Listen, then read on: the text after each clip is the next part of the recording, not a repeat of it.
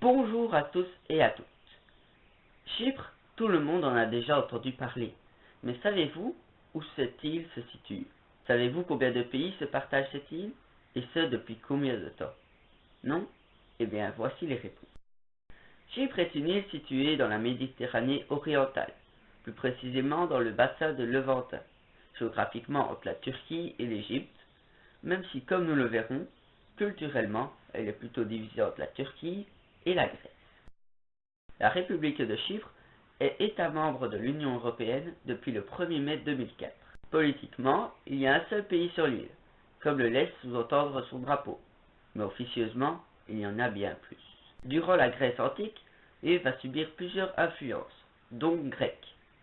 Seulement, elle ne s'y attelle qu'au début de l'an 323, celle-ci conquise par Alexandre le Grand. Seulement, comme presque toutes les îles des côtes de la Méditerranée, Chypre sera conquise par l'Empire romain. Mais après le schisme d'Orient, elle appartiendra à l'Empire byzantin.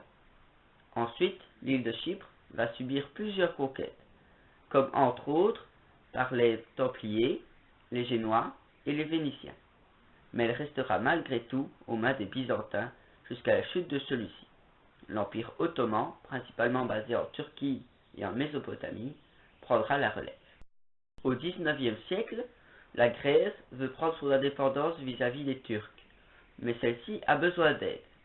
Aide qui lui sera donnée par l'Angleterre, la France et la Russie, qui ont principalement en tête d'affaiblir l'Empire ottoman, donc les Turcs. La Grèce obtient donc son indépendance, et pendant ce temps-là, Chypre est mise sous tutelle britannique, mais reste un territoire dit turc, même si la population est grecque.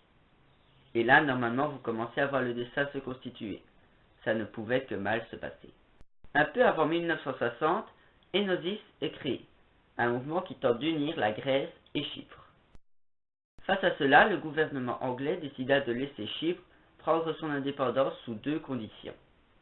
En premier lieu, l'Angleterre garde deux bases militaires sur le territoire de l'île de Chypre, entièrement contrôlées par les Britanniques, Akrotiri et Dekelia. Deuxièmement, l'Angleterre interdit à Chypre de s'intégrer à la Grèce. En 1960, Chypre accepte les conditions et devient indépendante, avec un gouvernement constitué à 2 tiers de Grecs et 1 tiers de Turcs, afin de satisfaire tout le monde. Makarios III devient le président. De base, il est pro-Enosis, mais doit abandonner toute idée de rattachement à la Grèce, vu son poste. Finalement, Enosis n'hésitera pas à financer un coup d'État avec l'aide de la Grèce pour renverser Makarios III. En 1974, on trace donc une frontière répartissant les Turcs au nord et les Grecs au sud. Depuis lors, la République de Chypre est séparée en deux. D'un côté l'ancestrale République de Chypre et de l'autre la République turque de Chypre du Nord.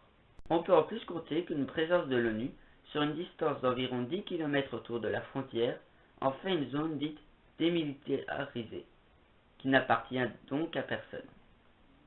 La République turque de Chypre du Nord est reconnue par un seul pays, la Turquie. Plus récemment, en 2003, les frontières contrôlées par l'ONU ont réouvert, et on peut simplement y passer en possédant une carte d'identité, chypriote ou turque. Depuis 2008, une campagne d'unification de l'île de Chypre par l'ONU veut que la Turquie retire ses troupes stationnées en Chypre du Nord, que l'île soit réunifiée sous une seule bannière.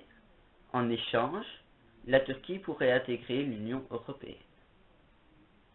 Voilà, maintenant vous en savez plus. À bientôt.